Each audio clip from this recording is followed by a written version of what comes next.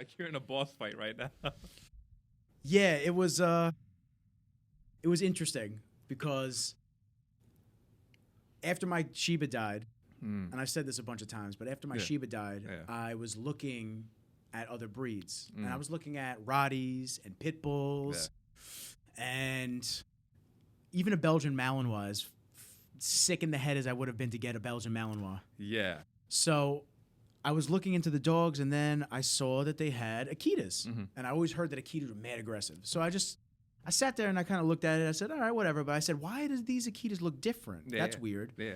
And then I saw that there was an American and a Japanese Akita. Very and much. from there, I started doing my research, and I found out that the Japanese Akitas are more rare, and especially in the States. There's not a lot of them here.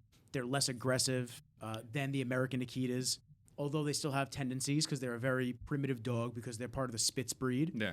And, just doing my research, I realized that I was spoiled with my Shiba, man. She was amazing. Super quiet, super affectionate, and just can chill on her own. So you don't have to worry about having to entertain her every 4 seconds like some dogs. Yeah. There's golden retrievers. My cousin's looking into getting a golden retriever right now, and I told him, I said, I wouldn't get a golden retriever.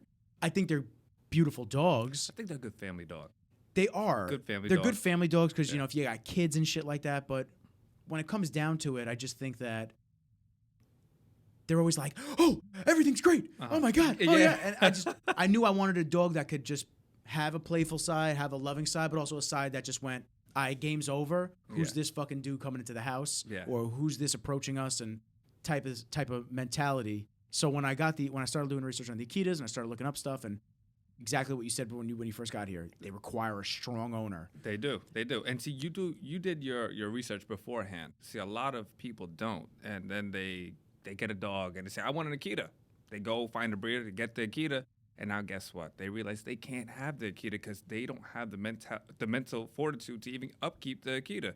And then the dog winds up at a shelter. Exactly. And it's heartbreaking because then the dog didn't do anything wrong. It just did what it was bred to do and how to react to things. And now these people have abandoned it, and it breaks my heart when I see the dogs at the shelter, because it breaks my heart, especially when you see them and they just look lost. Dude, and like even they're the waiting for their families. Commercial? Yeah. Nah, I'm done. Yeah. I'm done. I've told the story before, but during my cousin's bachelor party in New Orleans over the summer, I was postponing as long as humanly possible to see the movie Hachi. What's that?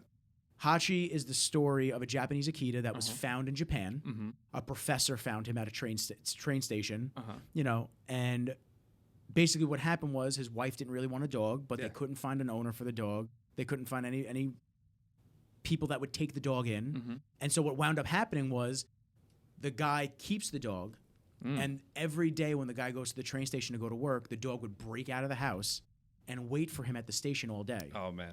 And then every day the guy would come back from work, because he worked he'd leave from Tokyo and he'd go somewhere else. Yeah. Every time the guy would come back from work, the dog would be right at the top of the train station waiting for him. So it was like a thing. People knew the dog, this and that. So the guy goes to work one day and he dies at work. That's crazy. So now the dog's lost. The dog waited for him for another 10 years. Wow. Kept going back. They tried to give it to like different family members. The dog kept breaking out and waiting at the train station for the owner. So, oh my God, it gives me chills thinking about it. So 10 years, they would see the old dog coming up, waiting for the owner. And I'm just like sitting there and I'm watching the movie, and my cousin and his boys jump in. They're like, Nick, you ready to go out tonight? I'm like, in a second. I'm like, in a second. It's too much, the dog. Because now I'm away. I'm thinking of Kenji. I'm like, oh my God. Yeah. So you got to go sneak to the bathroom, shed a few tears. Oh my God. I was like, I was beside myself, but I was waiting so long. I can't watch like a dog's life or whatever those movies are. I can't watch emotional movies. I can't. Well, you know what? I like emotional movies. I don't mind. I don't mind getting into my bag, my feels and shit like that. Sitting there by myself, watching a little rom-com, and I'm like, he does love her. Like I'm sitting there just enjoying shit. But when you start throwing animals in there, man, and the animals are getting hurt and shit like that. Oh my God, dude. Well, everything from what we're going to talk about today is going to come in one full circle, and you'll get to understand as to why I can't watch like emotional movies. It takes me down like a different path. Okay. Everybody has their own story to tell, almost like Joe Dirt. You ever seen that movie? I've seen bits and pieces of Joe Dirt. Oh my God, it's a great movie. Great movie. For the pieces I've seen. But what happens is they start off laughing at him, and then they start to feel sorry for him and then understand him. And then throughout the movie, I mean, it's a comedy. I mean, you're going to laugh regardless. Oh, yeah. But That mullet's great. yeah, oh, amazing, right? It's actually fake. I know, think it was glued on. Oh, yeah, hell yeah, hell yeah. But everybody enjoys the story. Everybody likes the story. Everybody can appreciate the story. But some gravitate towards the story. And that's what gets people to follow you on this journey that we call life. You know, you'll meet people, you'll see people come in, and I believe everybody has a whole time and place. Like you have people come in and they're there for that moment, and then they leave. They serve their purpose. But yeah, we're gonna have some fun today. I know. So listen, thank you for coming down first and foremost. Oh, appreciate you having me. It was amazing to meet you that time when we were doing the video with Jamal at your studio, which your studio is amazing. Thank you. Thank you. If y'all don't know, Pin Point Muay Thai. Yes, sir. Pin Point MMA too. And MMA. You know, I was gonna say Pin Point MMA, but I see on the Instagram it's Muay Thai, so I try to keep the name authentic. So we started off with just Muay Thai, and my partner in the gym, he actually brought the MMA aspect. So now we're actually starting to branch off and do MMA fights. Like I get Muay Thai promoters hit me up like, hey, you want to put you guys on? You want to do some Thai boxing? I'm like, hey, listen, right now, we're doing some MMA now. And Thai boxing's wild. You gotta love it. Wild. You have to love it. There's no money in Thai boxing. There's none. There's nothing. The people who are on like the top level. So what would a top level of Thai boxing be? Huh. Well, yeah. What's the federation? What is it? I mean, WBC now has Thai boxing. Okay. You know, that's something that carries over from boxing. They, I believe they just started, but like the grand stage of them all would be to fight in Thailand and to actually beat a Thai. Not a lot of people can say, yo, I beat a Thai. Is that what it is? That's kind of like the trophy right there. American fighters going over to try to beat a Thai? It's the trophy. It really? Definitely is. In my opinion, it means more than a belt because that's their art. Thai boxing came from Thailand. That's their art. So if you could beat someone from Thailand who lives, breathes, smells, wakes up and, does it on a daily basis, 5 hours a day, and you beat him, there you go. That's your title right there. And it started out with Thai boxing at your gym, or it started out as MMA? Which was the first? So Thai boxing was first. Okay. We started with Thai boxing, and then we started bringing Brazilian Jiu-Jitsu. I tried it once before with another individual, but he was kind of like cuckoo. Okay. So it's like, I feel like some of the MMA cats are. They can be a little cuckoo. Let me tell you something. You gotta be a sick motherfucker to fight. Yeah. Well, you get hit in the head how many times, right? Oh yeah. But how many of those fighters make it? How many? You probably know maybe hundreds of fighters, right? Now those hundreds of fighters, probably 1% makes it, and that is a ratio that it really needs to, like, you hear fighters say, well, we need to get paid more. Of course you need to get paid more. Who could afford a training camp, a proper training camp? Who could really afford, paying for the gloves, all right? And to me and you, I'm, $60, $6 for a pair of gloves. That might not be a lot. That might, be a lot. Yeah, you look at it as an investment, and you look at it as something that you're going to use for a long time. I mean, I don't know how long gloves last generally. I guess it depends on how hard you're hitting people in pads. Yeah, it does. Yeah. And it also depends on, like, the glove that you get. So, like, in some cases, a shelf life for a glove could be 6 months. A shelf life for a glove could be a year. Shelf life 2 years. It really does depend on the person. And sometimes the glove itself too, because the stitching, you don't know if you got a glove that came from a great brand and you just got the shit end of the stick with the glove you got. So now you're stuck with it. Like my girlfriend, she bought me a pair of winning pads. I'll never tell her this. She's gonna hear right now, right? I'm listening to you. I'm just gonna drop one thing on the camera. Yeah. So she got me a pair of winning pads. Great pads. They're expensive. So I'm holding pads, and I'm realizing some particles are flying. I'm thinking it's dust, right? I'm like, all right, cool, it's dust. Hitting. Next thing you know, I'm looking at the bottom. There's like a little hole. I said, oh shit. Do I tell her, like, hey babe, these pads you got me? They're a little beat up right now, and they're like they're shrinking in size, and all the stuffing's coming out, and that's $500. Is that how much they are? Fuck. Damn. Winning pads are like $550. So now here's a question. There's got to be some type of warranty on that where you could talk to the manufacturer and be like, yo, dude, I just spent this much money on it. There probably is, but at that point, it's like a level of embarrassment. Like, oh shit, I go to my girl and say, hey, here you go. Like, you just bought these for me. Hey, appreciate you, but Yeah. it's I used them a little too hard. Oh yeah, way too hard. Thank God. But those are definitely hands down the best pads I've ever utilized to train people with. They protect you, and that's at the end of the day. If you can see my hands are swollen. So you were training this morning? Yeah, my hands are swollen. So, I mean, it's the lifestyle we live. It's crazy. So let's back up. Let's back up to who you are as a human being. Oh, okay. Throw it down. Give your name and everything like that, and then let's kind of get into what got you into the fighting scene, because obviously you didn't just start right out the gate like that. You had a passion for it. You figured things out that this was something that you really wanted to get involved with, that you enjoy, and this and that, and this is the journey that you're on. Well, let's take a sip of that. Yeah, take a sip. Take a sip. Rain, send the check. Yeah. and drop that mic just a little bit down here. Okay. Yeah. Better? Good. Perfect. All right. So, well, my name is Nas. I am the owner of Pin Point Muay Thai.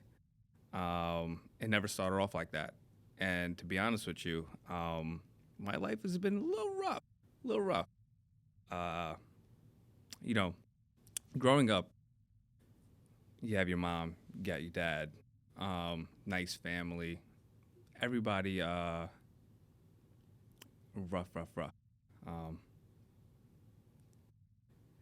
So, growing up for me was a tough one. I didn't have the opportunity to spend that much time with my father. My father actually died when I was 4, 1 month before my 5th birthday, and it was life-changing, very life-changing for me as a kid. I remember it. A lot of people say when you're that young, you're not supposed to remember things like that. Like, I can remember things from when I was 3 years old. The first bike he gave me my first drink. And it was like he was giving me and doing things like he knew he was going, which he knew. He knew. He needed a new heart. I was gonna ask, is he sick? He was sick. He knew he was going. And I remember, he was cooking in the kitchen, and he broke off a piece of chicken, and he went to give it to me, and he just collapses, and he falls. So as a kid, I'm like, all right, this is a game. This is a game. Like, this is not a game. He's not moving. What's going on? And I'm playing with him like, oh, I didn't know any better. Of course. I mean, listen, you were a little kid. You had no idea. So I actually hooked around the corner, and I barged in. My mom was in the shower. I said, Mom, Dad's, he's on the floor. He's on the floor. And she goes, what do you mean he's on the floor? I said, Dad's on the floor. Like, he's not moving. So she gets out the shower, she rushes, and she sees him, and she calls 911, and she also calls the neighbor across the street, George. I'll never forget. So now I'm witnessing all this stuff, and that stuck with me. And I don't know if I was, like, the first bit of words coming out of my mouth, I was stuck. Before we even turned this podcast on, we were chopping it up, but I didn't know what to say or how to say it. And paramedics come in, everybody surrounds, and I'm watching this for about to turn 5. Literally, my dad died 1 month before my 5th birthday. So now I remember the funeral, I remember everything. And I remember being downstairs in the funeral home, and they weren't letting me go upstairs to go see him. I was actually downstairs and hanging out with one of my uncles, and he was talking with me, and, my dad was a huge foundation for the family. Huge. Anything you needed, he got it for you. Anything you wanted, he got it for you. Whatever you want, sure, not a problem. Hundreds, thousands, no worries. Left himself with $5. $5. Carried himself over to the next day. Like, he was that type of person. If he could give you his shirt, take it. run with it. I'll get another one eventually. I'll get another one, but take it. And not knowing that, I've actually have that same mentality. So years go by. I went to school in Malvern. If you know where Malvern is, very mixed community, white, black, but I was rare. You didn't see a West Indian person. So throughout school, I got not bullied, but picked on for my appearance. Because you were different than the two majorities that were there. Yes. So you got picked on by both groups? Oh, yeah. Yeah, and then comes 9/11. So now 9/11 comes, and I'm like, oh, shit. I'm in class, and you see them publicizing, terrorists, and picture pops up. And then kids look at me like, oh, why'd you tell your peoples to bomb, the World Trade Center? I'm like, my peoples? Like, what are you talking about? And it was like bullying. Like, I'd come home so upset. My brother would be like, yo, what's wrong with you? I'm like, nothing. Like, I losing my dad, trying to find my way, and now this. You found that you masked a lot of pain? Is that what it was? Yeah. So, I kept a lot of stuff, growing up. Like, my brother, literally took care of me. My brother sacrificed a lot of his life to take care of me because it was a promise that he made to my father. Like, he's good. Like, you don't have to worry about him. Like, he's good, And my brother really, really, yeah, man, natural athlete. Pick up anything, basketball, blow you. I remember being in the backyard and watching him freaking beat 3 of his friends, And basketball, I'm like, damn, raining threes. 6'5", raining threes all over everybody. It's really good, and I want to interject real quick. It's really good that you had him to take the reins for your father almost, because it's not to say that your life would be different in a negative way, but definitely he impacted it positively because you're looking at him like he's a role model. If I didn't have that, I would have been a knucklehead, 100%, because it was in me. I had that in me. And I'm not saying that, I'm a perfect angel, but I had that in me, a knucklehead. So, 9/11 comes, I'm like, fuck, I'm fucked. Like, get home, and then my brother was just tired of it. Like, we're gonna put you in a class. Like, we're gonna put you so you learn how to defend yourself. And I'm like, all right, cool. So we went. He sought some dude, and I was doing one-on-one private sessions with him. And no matter what I did, it was always correct. And he was teaching me Thai boxing, right? So I'm like, all right, cool. I throw a jab at the floor. Right. So you threw the quotations up. Was it Yeah. He thought he knew what Thai boxing was, and he wasn't really giving it. Yeah, I threw a jab at the floor. That's good, man. That's good. That's what you mean. Okay. Yeah, he didn't know what the fuck he was doing, And then he puts on a clip of a guy or his guy fighting. He's like, yeah, he lost. Like, what? You show me a clip of your guy fighting and he loses. Like, how's that gonna make me want to come here? Like. Okay, so I remember driving on, home, and my brother was like, yo, how do you like it? I'm like, so then. It's not great. Yeah. So I'm the type of guy, you got to try something twice. So we went back, we went back again, and I was like, no. It's not for me. He's definitely not for me. So we were looking at different arts, Sambo. So you like the ability to learn how to defend yourself and be more disciplined and stuff like that. Yeah. You enjoyed that. You just didn't enjoy the guy. I needed that. Yeah. I didn't know I needed that at the time, but I needed that because something was missing. Something was missing. I didn't know what it was. Growing up, like I said, I had no figure. There was a void and you needed to fill it. Yes. So we ended up fighting a gym. It's called Extreme Muay Thai. And that's actually where I started my Thai boxing. And I remember I walked into the gym, and he's actually my best friend till this day, So I saw one of the guys in there. I saw his belt, and there's no true belts in, Thai boxing. You fight. That's how you tell if you're good or not. You fight. And it was something for, the kids program. You had a belt, and it gave you confidence. It gave you something to work towards. Westernized it. Yeah, 100%. 100%. Added a dollar value to it as well, too. But I walked up to him and said, man, I'm going to whoop your ass. I'm going to take what you got around your belt. And he had a waist, and I think he had a blue belt. So at the gym I went to, it was white, yellow, green, purple, blue. So I said, I'm going to fuck you up. Flat out. Now, mind you, I didn't have confidence. You know, I was already a broken kid. And for me to like puff your shit out. Yeah. Big ass chest walked in. I'm going to fuck you up. That wasn't the case. That wasn't the case. It didn't work out the way you thought it was going to? No. I thought it was going to go my way. Not one bit.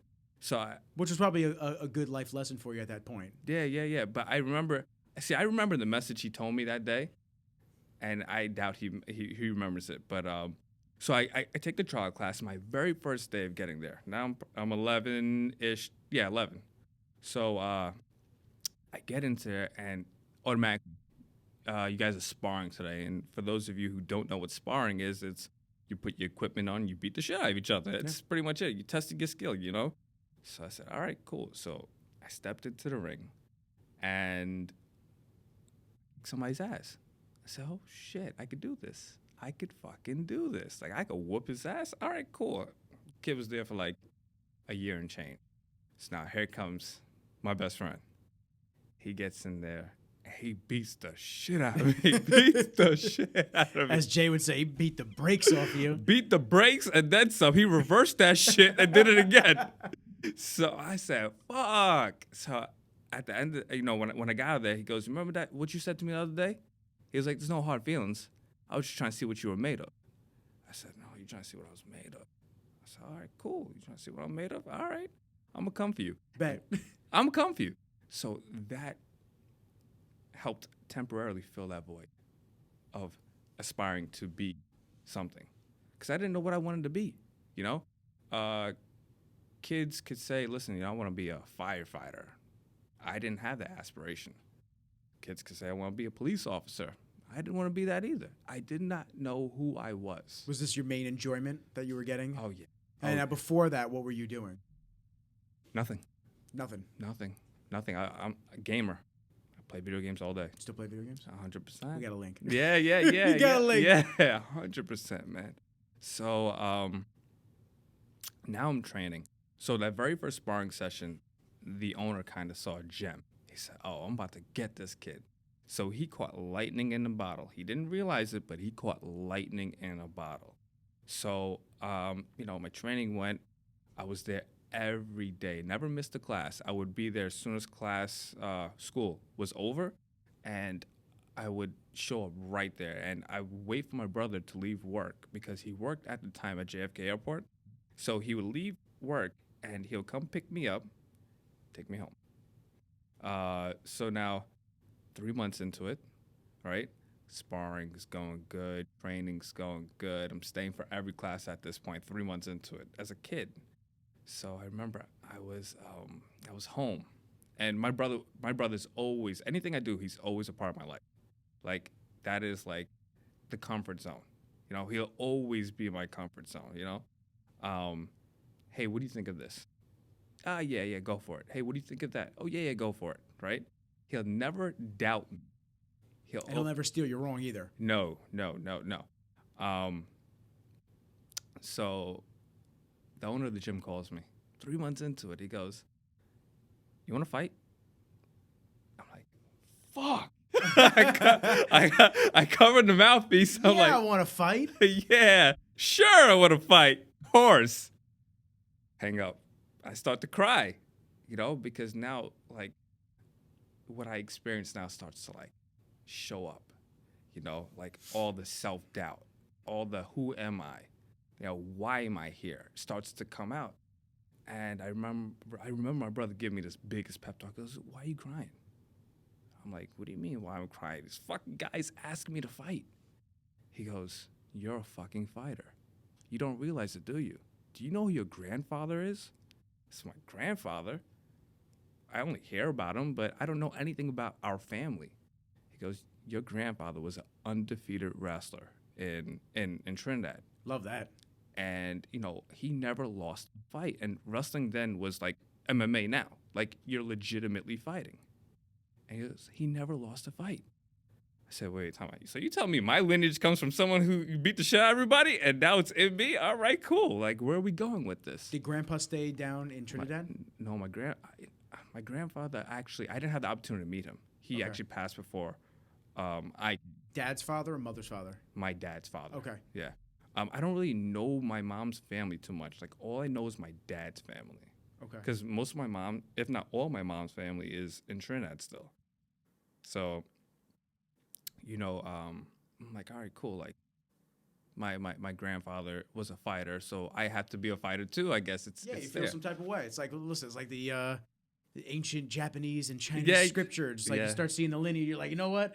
I gotta do my ancestors proud now. I gotta start fucking people up the right way. Yeah. So he said, but we're gonna up and mind you, I'm training Thai boxing. I know I'm training with elbows. I know I'm training with knees, but never would I thought he would have said this.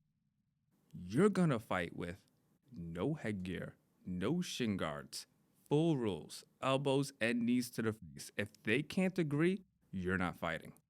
So I said, are you serious? He goes, yeah. So in tournaments, they still use Well, back when I fought, right? not anymore. Yeah, we'll get there. Okay. We'll get- Because I was gonna say, I thought you would just wear the gear when you were sparring. Well, you wear the gear when you're sparring, but supposed to be as well when you take your first couple fights. Oh, in the intro. Mm-hmm. Gotcha. Mhm. Right. So, called the owner back. I said, listen, these are my demands. If cannot be met, I'm not fighting. Remind you, 3 months. 3 months. So I said, I want to fight. No headgear. No shin guards.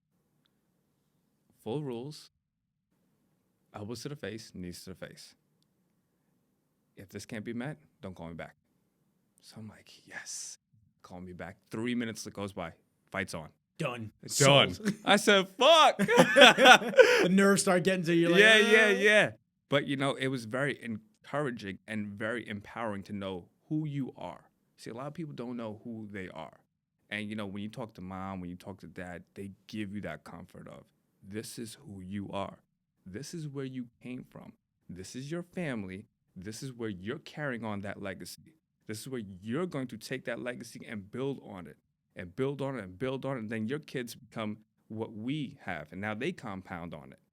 It doesn't just stop because your grandfather was. So now you are. Carry the torch. Uh-huh. The Olympic torch. Oh, Everyone's gotta hand it off. yeah. Everyone's Give me gotta that hand shit. it I'm running with it. Yeah, I gotta keep going, man. So, I remember. So I had a 3-month training camp. And my brother, he trained me. Like, he trained me. I remember, I don't recommend any of this stuff. For people who are listening, I do apologize. My training was rough. It was rough. So besides like your basic pad work, like I'd always hit the bag, and there was mental repetitions that I would do. I would do things 100, 150 times over and over and over again because I needed to perfect it. Like if I'm stepping into war, like that's me getting hurt. That's me taking that damage. Like everybody in the crowd could cheer me and laugh at me and, cry for me and be so happy for me. That's me getting hit. So I needed to be ready. That's my body. That's my pride. That's my life on the line. Yeah, not only that, who wants to get dropped? It's embarrassing. Nobody. Embarrassing. So, Most people don't fight because they don't want to get hit in the face. yeah, that's true. Especially if you've never been hit in the face. Like, Yeah. You don't know that feeling until you get it. And then you don't know if you're going to be that guy that backs down or that goes right back in. Tyson said it the best. Everybody got a game plan till you get hit. And when you get hit, that's really who you are. Like, are you going to just back off? Like, oh, shit. Or are you going to step up to the plate? Fight or flight. Yeah, amen to that one. Amen Yeah. to that one. So, I'd run like 3 miles, 2 to 3 miles on off days, and at most maybe 4 miles. So I was putting in mileage. Not only was I putting in mileage, I was also lifting. I was doing things that at my age I wasn't seeing like my friends do. So I'm like, what the fuck? All right, cool. So I was in great shape, man. Great shape. I was beating up at that time. And mind you, we haven't crossed over a year yet. We're still, within this training camp. Year. I was beating up adults. I'm like, adults. I was short. I didn't weigh much. I think a wet towel weighed more than me at times, and I would get the best of adults. And I'm like, all right, this could be good. Like, this could be good. So now we finally get there. Oh, sorry. Let's back up. So, like, everyone asks me, well, what do you do for your shins? Like, how do you condition your shins? Kick the bag. Not this one. This one over here, every night after I would train, my brother would actually roll out my shins with What? it started off with wood. And from wood, more Just pressure. like a rolling pin? Yeah. Like a kendo stick type of wood, right? But we could kind of say rolling pin because we'll get there. Don't worry, we'll get there. Then it turned into a wooden rolling pin. Then it turned into a piece of wood, a long piece of wood that was coated or had a metal coating. So it was a long piece of wood with a metal coating on it, right? And then it turned into a quartz rolling pin, which there were nights I would cry. Rough quartz, I assume, not smooth quartz. Rough. Yeah, I would cry. And just the weight of that, it was, yeah. So we'll get there. I got a lot of stories on that one. So now fight. I'm in there warming up. I was used to it. So when I hit pads in the gym, like you have parents come in and watch me. Like it was a scene when I hit pads. Like it was a scene. And parents saying, damn, I wish my kid was, that good. Or I wish my kid was this. I wish my kid did that. So I was used to people watching me. I had a lot of people watch me that day, just warming up. So my very first fight was in Brighton Beach Theater. And that show was packed. So now 3 months training, 3-month training camp, 6 months into it. So I'm getting ready. I'm walking into the ring. And the announcer comes up to me, goes, Nas, how old are you? I'm 11. Do you want to be a pro? Sure. Right? I didn't know, how many how many fights you have? This is my first. All right, good luck, buddy. All right? And I'm like, good luck, buddy. So I turn my back, and I goes over to the dude. I was fighting like a Russian. Were you fighting another 11-year-old kid? No. It's a grown-ass man? No. He was probably like 13, 14. Okay, It gets better. This gets better. Still. I'm about to knock you out your seat right now, right? Let's do it. Hey, how old are you? I'm like 13, 14. How many fights you have? I'm 12-0. Sick. So the whole music stops. I said to the guy, did he just say 12-0? He goes, yeah, don't worry, you'll be fine. So, side note, would you have preferred to know his fight record prior? Yes. And then almost, you don't think you would psych yourself out? No, because it would have made me train harder. It would have made, because if I'm going. Because in my mind, I would have rather have just known that I was going against a kid that's older than me. Yeah. And from there, I would probably have to train my ass off. Mm-hmm.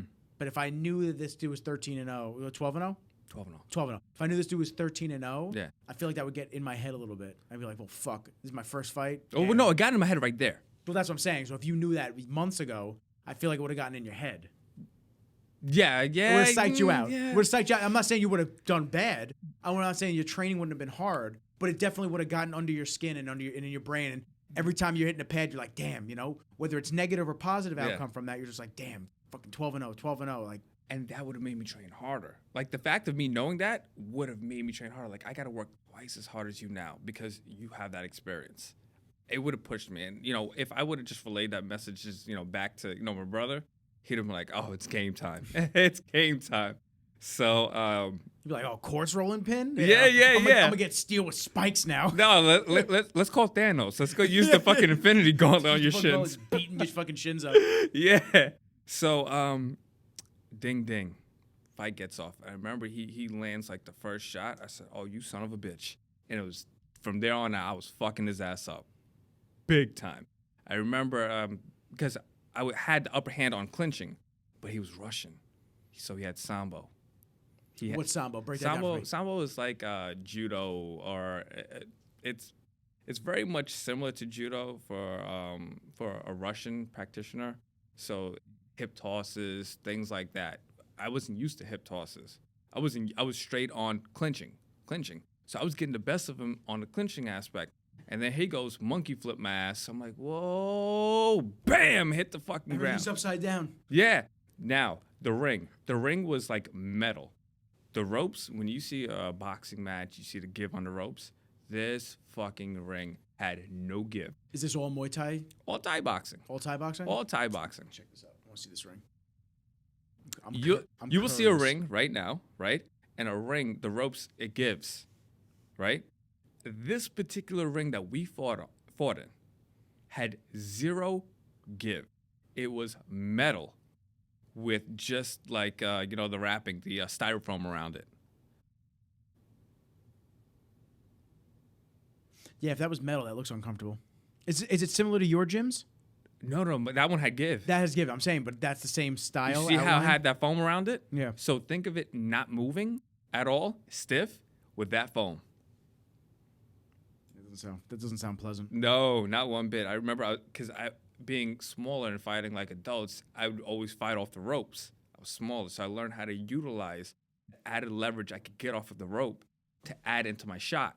I learned that at a young age, so I said, fuck it. It was an advantage for you. It was. So when they thought they were backing me up on the ropes in training, it was like, come on, this is what I want. This is what I live for, man. Come to my domain. Yeah. So, I I didn't think I was going to beat him, but I fucking beat the guy. It felt so good. So good. So now, I'm like, all right, cool. We're going to take a little break. Must have spiked your confidence. 100%. And, growing up, like, I have two brothers. So my oldest brother, Ravi, right? And the middle is Rishi.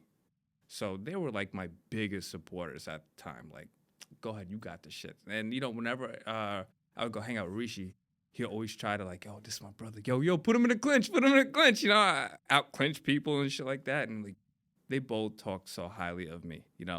Anytime they went to hang out with friends or work or whatever the case may be. Say I'm calling Ravi. I'm like, hey, can I speak to Ravi, please? It's like, oh, this the champ. This the champ. I'm like, I guess, can I please speak to him? It was always so good knowing I had that. I had that from them. So now, what I thought would have been some off time, right? Wasn't off time. It was, hey, you're gonna fight again. You're gonna fight again. And I said, all right, cool, I'll fight again. And then, hey, you're gonna fight again. All right, cool, I'll fight again. But there was still like a void I was missing. See, what a lot of people don't realize is fighting is an art. Painting is an art. Writing a book, that's an art. Fighting was an escape. It was. Training was an escape, but when I was done with it, I had to pick that bag up and realize who I was. Because that void that I thought I filled wasn't filling. It wasn't filling. It filled it, momentarily, but it never properly filled that void. And I was always, finding myself missing something. What? What is it? I just never knew. And then I think I was talking to one of my buddies. It was Jamal, yeah. And it was Jamal. Not Jamal. It was another Jamal. I know another Jamal. I was about to say, Yeah. And I'm like, Jamal, this is what I'm going through. Like, why me? Why did I have to lose my dad? Why couldn't I have some more time with him to learn things that a boy should learn from their father? And he said to me, he goes, don't worry. My father walked out on me. I said, fuck. I've known Jamal since I was 3 years old. My Jamal, not our Jamal, my Jamal. Yeah. I've known Jamal since I was 3 years old, but at that time, he admitted his father walked out on him. So me and him came like, we're brothers. Like, you can't separate me and Jamal. Like, in school, he got in trouble. I was footsteps away. I got in trouble too. And if I got in trouble, he was always footsteps away. So there's an emotional tie, especially at that point. Yeah. It's funny because before we were even born, his mother knew my father and had a major crush on my father.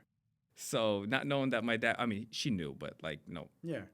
He was married. It's like, oh my God, that's Jai Singh. Oh my God, he's so cute. Look how cute he is. And I'm like, oh shoot, now fast forward, the two kids are best friends.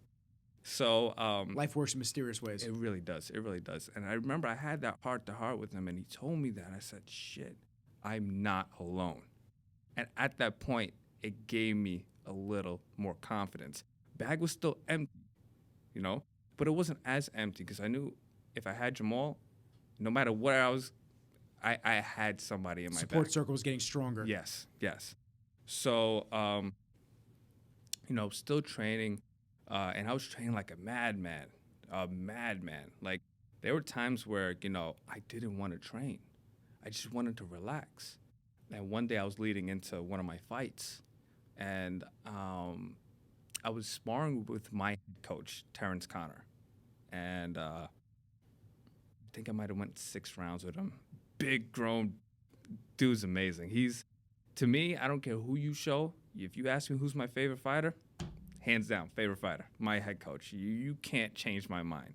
I mean, I have other favorite fighters, but that's like my number one. There's a reason he's your head coach too. Yeah, idol. I love that man to death. You know, anytime we had fights, he'd always take me. If I wanted food, he'd always pay for it. He never asked for anything. Like, he was genuine, dope, loving guy. And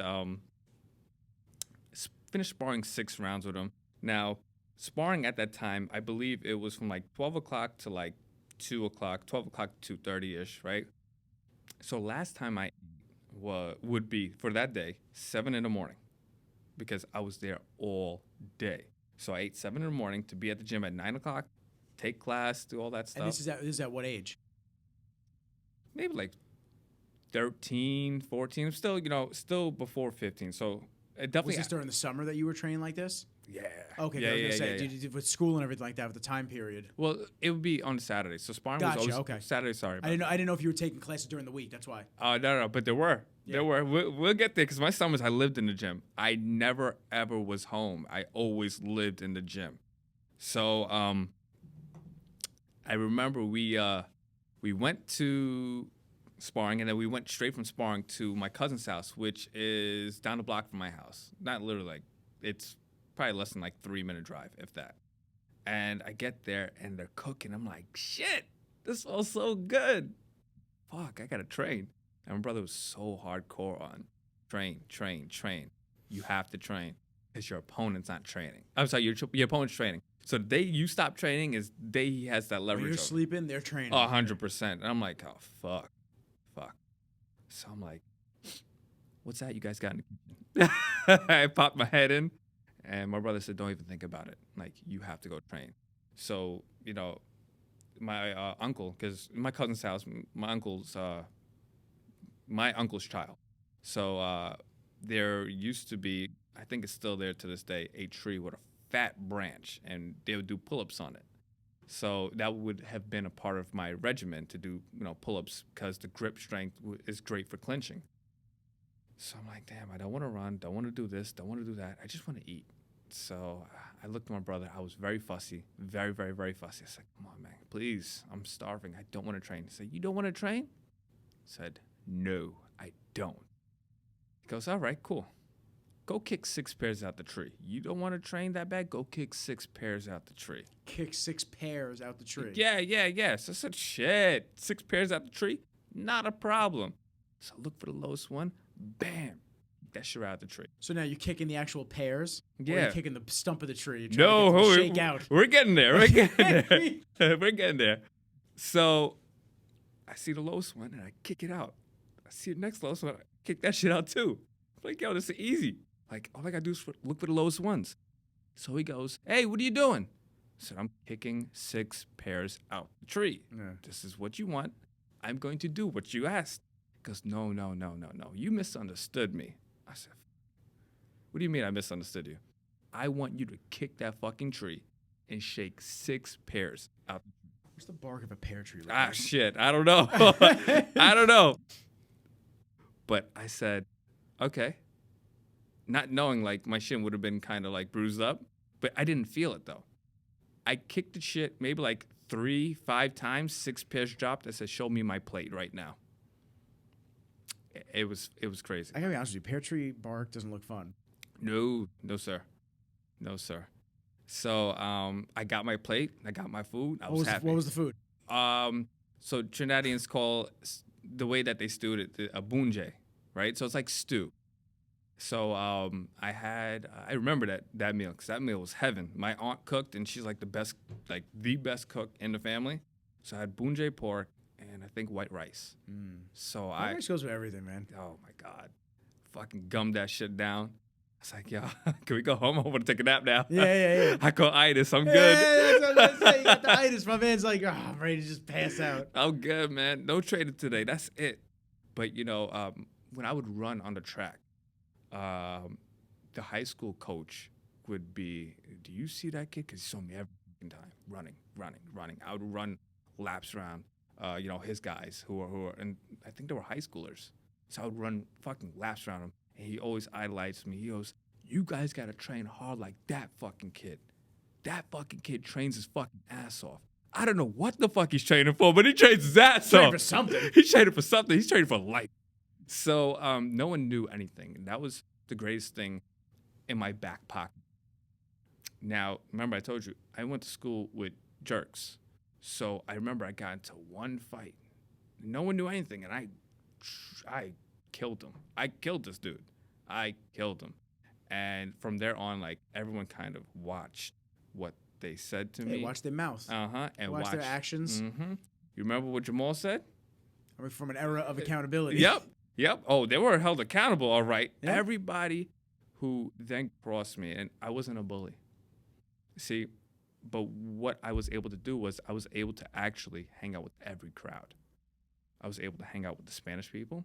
I was able to hang out with white people. I was able to hang out with black people, and I got accepted by everybody. And before it's, fight. Your back is against the wall. Your back is against the wall. Because there literally was no West Indian males in there. You had a couple females. And then little by little, I started to see a little bit more and a little bit more. But that's always wild for me to hear because I'm so used to being around everybody and being friends with everybody and not caring what somebody looks like. I'm caring more about their actions than them as a appearance. You know what I'm saying? Not everybody thinks that way. That is true. But ready? Let's backtrack to when you were, right? You might have saw a big person, made fun of them. You didn't know any better. Yeah. Kids are ruthless. And kids don't really have a filter. They see something, they say something. And then through their experiences, they get told, don't say that again. Don't do that. When you don't have that experience of someone saying, don't say that, don't do that, and they encourage it, then that becomes okay to say. Accountability. Mm-hmm. Cha-ching, I think we need to get a message. Yes. Yes, accountability flashing across the street. Yes. I remember when I was younger and I went to Kung Fu, and one of the guys that was working at the studio, young kid, mm-hmm. I don't remember like, it's one of those words I was very young and I don't remember like everything. Yeah. But it's crazy how certain things that people may say to you, mm-hmm. or people that do something to you. Yeah. Even if you don't remember anything else from that decade or whatever it might be, your era, mm-hmm. little things stick out to you that are thumbprints on your brain. Like, this was an experience that was very big for you, so this is what we're going to remind you of constantly. And it's not that I'm reminded of it constantly. I just think back to this moment. Him, and I don't remember the particulars of it, but mm-hmm. him and the other kid that worked there were making fun of handicapped people or something like that. And I was a little kid, so they told me to say something, and not to a person, but just in general, and I said something, and then they're all laughing because I said it, so I felt cool for literally 0.2 seconds, and then I was swiftly reminded that my father has multiple sclerosis and is handicapped, and that stuck with me. Even mm-hmm. as a little kid, I didn't know what I was saying. But you were trying to fit in at that point. And kids I didn't know what I was saying, and it's still, to this day, that's that thumbprint of that experience was, I won't say traumatic, but mm-hmm. that experience was standoutish enough for me, the realization of going, what are you doing? Like, your dad is handicapped, and I was a little kid. Yeah. Because I remember seeing the handicap sticker in my dad's window everywhere we went. So mm-hmm. I'm just like, oh, and it just sat weird with me. As a kid, you don't know any better. Correct. You don't. And you try to fit in. So a joke to fit in. An older kid joking around with you, you feel cool, you feel important, you feel wanted. And that's what we look for. Yeah, validation. Exactly. Throughout life, you look for validation. Your hard work needs to be accredited with validation, right? Great video, Nick. Nas, you coached that great fighter. And it makes you feel good. It makes you feel wanted, makes you feel loved. And these are all like endorphins that run through our mind that gives us that high. We are complete. But it's only temporarily. Because guess what? One thing comes up, throws you throws a monkey wrench into your day, and now you're all fucked, But, Yeah, so I remember for one of my fights, I had my brother Rishi. Um, we were driving to Jersey. I was fighting the promoter's boy, and I realized how hard it is to fight a promoter's boy because I I was hitting this fucking kid with everything in the kitchen sink, and it didn't matter if I dropped the fucking kid, the ref would have picked him up. I got hit him with everything, and mind you, I had no headgear, no shin guards, and this fucking kid had everything on him. Everything. Headgear, shin guards. Why was he allowed to wear it and you weren't? I said to him when I got there, I said, I'm not fighting with gear. I don't care. I don't care what the sanctioned body has to say. I'm telling you what it is. This is what it is. Now it's much different. Like, he wear headgear, you have to wear headgear. He wears shin guards. Got to keep it equal. Yeah, you have to keep it equal. I flat out said, I'm not putting this shit on. I'm sorry. We sold a whole shitload of tickets. I will fucking walk. We sold a whole bunch of tickets that day. So Bruno was like, fuck, you got to let him fight because he's really not going to fight right now. And they let me fight. So one side had headgear, shin guards. I didn't. And I was beating the shit out. The kid didn't hit me not once. Not one fucking time. And it said, winner by split decision. I said, fucking split decision? Now, let me backtrack. So now, the reason why I was fighting so hard, I always fight hard, but I was fighting even harder. See, Rishi, he actually told me, he said, listen, you better fucking win today. Like, I took off. I came here to see you, and I support you. I always support you. You're my brother, but, I took off to come see you fucking fight. So you better not lose, motherfucker. And he took my boy Kevin at the time, and Kevin was like, yeah, we're going to win. We're going to win. He goes, yeah, y'all better win because if y'all lose, y'all both walking home. I said, fuck, why you got to open your mouth for? So I fought. I fight first. I fought first. I beat the shit out of the guy. But he still split decision. He won. No, I won. Oh, I thought this was the same fight. No. The Proter's kid. No. So but he didn't hit me. For it to be a split decision, it had to have been a fucking close fight. Oh, gotcha. Okay. It was never. I thought you meant split decision, like they were going to give it to him. But they made it very close. Yeah. They made it seem like there was a reason that he should even be a contender against it. Yeah, not one bit. Fucking, I was hitting him. I was lifting him up. Second round, I just kept kneeing him. I kept him in a clinch. I really realized he couldn't clinch. So I kept kneeing him, and I was lifting him off the floor. Like, that's how hard I was hitting him. But then I said to myself, what do I have to do? Put him away. Like, I really can't put him away. So I end up winning. Now Kevin fights. So Kevin loses. Kevin decided to throw 200 kicks in the first round, which you don't ever want to do. But let's say, is that not smart? No. Gas yourself out? Yeah, first fight jitters. That happens to people. If your coach is not properly, directing you and guiding you through the fight, like, you'll blow your load in the first round and not realize that, shit, I got another round to fight and another round after that to fight.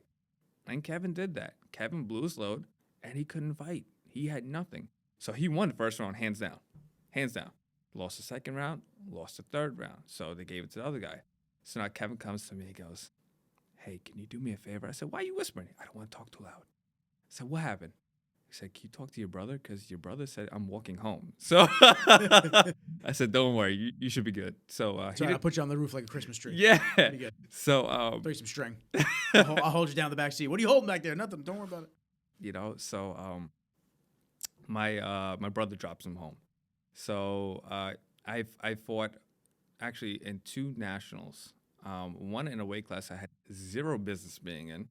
How I weighed in, I'm about to put all my secrets out there. There were certain fights that me and my cousin Andy couldn't truly make weight for.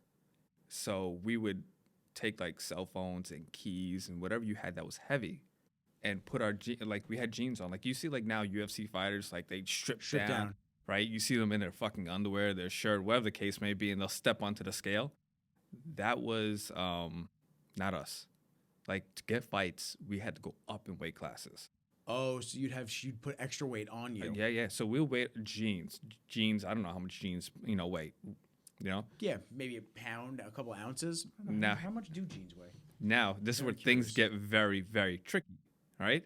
So we have cell phones, keys in our pocket. Change, wherever the fuck we can that has weight is what we're stepping on a scale with, just to get close to the the weight that we had to fight at. So 12 ounces. 12 ounces. Lightweight jeans are less than 12 ounces. Midweight jeans are 12 to 15 ounces. Heavyweight jeans are 16 ounces. The fuck constitutes heavyweight jeans? I don't know. Old Navy? The material's so thick. Yeah. So weird. whatever we need to do to make the weight is whatever we needed to do to make the weight. And we were there to fight. Didn't matter. You know, you want to fight at 55? Sure. I'll be 125. Let's fight. Didn't care. So I actually entered in a weight class for nationals. I fought this fight in Jersey. There's a sports center right around the bridge area. I'm bad with like locations. Where it was a sports complex and they held the nationals there. I think it was the USKBA nationals there. Okay. And I won the fight. So I'm fighting in a weight class heavier than mine. I won that fight, and by default, ended up winning the whole tournament. I was supposed to fight 2 more times after that, and then dropped out. So I said, okay, this is cool. And I'm going to fight again? All right. It was a rough one because it was against someone that was heavier than me. But I did it. And then what I realized was the reason why no one else fought was there were fights breaking out. People were very upset at us as a gym because we would go there as a gym and clean house. And it could have been some commotion between the owner of Across all the divisions, you guys are clean house? any gym. Like I said, this man, the owner of the gym, called lightning in a bottle. He had lightning in a bottle. If this man would have treated us better, right, his gym would, 1, still be around, and 2, be dominant. Like, it was so many people that came out of that gym. So many people came out of the gym. Myself, my head coach, my cousin Ann, my best friend Terrence Hill, Jarrell, Wayne Barrett, and you know the list goes on of people who may not have that same star level name as us, but they were still great fighters. Like we had legit like superstars, like A's, B's, C's, D's, E's. I was having this conversation the other day with one of the students who knew some people from the gym that we came from. And he was like, yeah, that guy was great. And back in my mind, I'm like, he wasn't even like one of the A's. He was just like, you know, one of the regular dudes. Like I watched him get beat up by a girl, you know, only with one arm, not legitimately one arm. Like she legitimately just kept jabbing him. And he had no answer for it. Like how can he be this great and can't stop a jab, right? But the girl was well trained. She was. So to his defense, all right, I give you a little slack. But you're supposed to be able to maneuver around a woman because you're always moving with men, right? They're in this art that we're in. Oh my God, he's saying something horrible. There's a disadvantage for her? How dare you? In this art that we're in, right? Just now, the women's fighting has really kind of turned the corner. Now, back then, it wasn't like that. You know, the skill set of the women now are much superior than the skill set of the women, you know, that we had growing up. So it's two different levels now. Yeah. Like if you take someone from now and you take someone from, you know, 20 years from now, the chick from now will walk circles around the chick from 20 years ago. So, you know, it's definitely different levels. Yeah. So we were having that conversation, and I started telling him everybody we had in the gym. He goes, holy shit. Like that gym would have been legit still a powerhouse. He didn't know how to train and, you know, teaches his guys to, you know, the respect, and he didn't love us. Like he loved us to a certain extent, but he didn't really love us. It was just property. Yeah. And that's how he treated us. We were just property. So remember I said property, right? So getting older. But now I'm starting to see things that in life was very rough for me to deal with. See, my 2 lifelines were my brothers. I love my mom to death. So let's eliminate that aspect. My mom is always like, It's queen. yeah, 100%. It's queen. Ravi, Rishi. That's all I know. That's all I knew. And I started to see some things in Rishi's life that was very, very, very concerning. See, I had that half feeling, and so did he. Ravi, he hid his halfway feeling because he had to worry about us. So Ravi, he lived through us. And anything we needed, we always got it through Ravi. My brother was going through a lot. You know, there were times where for him to fit in, he would tell people like he's Spanish. You know, like for you to have to tell someone I'm another in ethnicity speaks volumes. Speaks volumes. You know, for you to hide who you are as a West Indian speaks volumes. And we're still going through this whole Iranian and, you know, Afghani thing, Bush, you know, all that stuff. I'm not a big political guy, right? But he had to do that. He worked at BMW in Freeport. And this was kind of like the downfall, coupled with the fact that a girl broke his heart. So this was kind of like a downfall. So I remember him coming home, right? And I remember my brother telling me the story of he got home and he saw a grease mark on his eye. And apparently someone mushed him. Yeah, someone mushed him at work. What does that mean? Just like, yeah, took it and mushed him. oh, hand in the face. Yeah, calling him stupid, you know, whatever the case may be, making fun of him too. And everybody has challenges, you know. Not saying my brother had a learning disability, but it took him a little time to get certain things down. And very, very, very smart in my opinion, right? I'm biased. But, you know, he came home and he had a grease mark on his face. And I remember seeing it, but I didn't say much. He left that grease mark there till the next day. Showered and everything, that grease mark was still there. Like, he was so embarrassed to, like, own what happened. And then I asked him, I said, dude, what happened? Like, what happened? And I'm younger than him. Mm-hmm. And he opened up what had happened. So I said, all right, cool. So my older brother doesn't realize I did this. But I actually went to his job in Freeport. And I said, who the fuck touched my brother? Like, who the fuck is he? And I ended up getting, like, kicked out, escorted out, shit.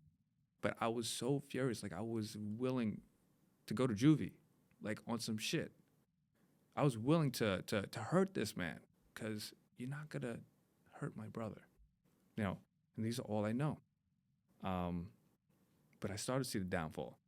So he quits his job, girl breaks his heart, and now he's in limbo. Like, he's mentally in limbo. And if you don't know what limbo is, you need to watch Inception, right? That's Leonardo DiCaprio. Yeah, that was like limbo. It's technically like a purgatory type state. So that's where he was. He was a shell, a person just walking. And I'm training, I'm still trying to focus, and I can't focus because now you got my brother depressed. He's depressed. So he is telling everybody his life is a movie. My life's a movie. They're watching me. They're looking at me. This movie needs to end. And he would tell my mom, I'm going home. I'm going home. And we didn't know where he meant by, like, you're going home. And then he would always tell my mom, you know, I'm going to go see Dad. I'm going to go be with him.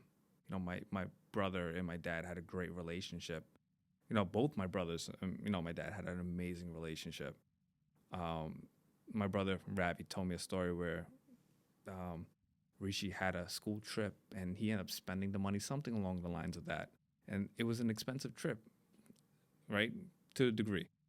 My father ends up going there and paying for it again and giving the lady the money. Say it was like $500-700. Goes, does it again. Like, they had an amazing relationship. And he would then, you know, constantly tell my mom, I'm going home. I'm going to see Dad. And Ravi would be like, dude, why you telling mom this? Like, why you telling? Like, he put him in his place temporarily. So then Rishi started to realize, I can say this when he's not there. I could do that when he's not there. So when Ravi wasn't there, the strength of... Pushing boundaries. Yes. He would tell us all as a family, I'm going to go home. this movie's over. And one day, we're all hanging out, and our thing. I don't know if you were a big Blockbuster guy. I love Blockbuster. Dude, I love Blockbuster Blockbuster. was the shit. I used to rent video games from them. I never returned them. Yeah. I know. I don't know what you're talking about. I returned it the other day. What do you mean? Yeah, dude, it was there. Trust me. I put it in a Dropbox. Yeah. It was our thing where we would go to Blockbuster. We would rent movies, go to the Burger King because we would always go to the West Hempstead location, get food, come back, watch a movie. So we're upstairs. I lived in West Hempstead, by the way. Yeah, that was. I lived in West Hempstead. For real? Yeah, Arthur Street. Damn, you lived down the block from me. Right by the duck pond. You know where the car wash is? On Woodville Road? Yeah. Where the Mercedes-Benz dealership? I live right over there. I was right behind Carvel. Really? Yeah. Oh, shit. We were so close, man. We get so far. Yeah. It's wild. I know. So,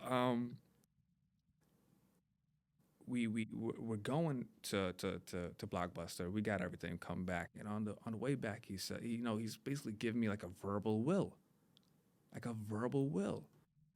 it's like anything that was mine is yours now. I love you to death. Like, don't ever think anything of this.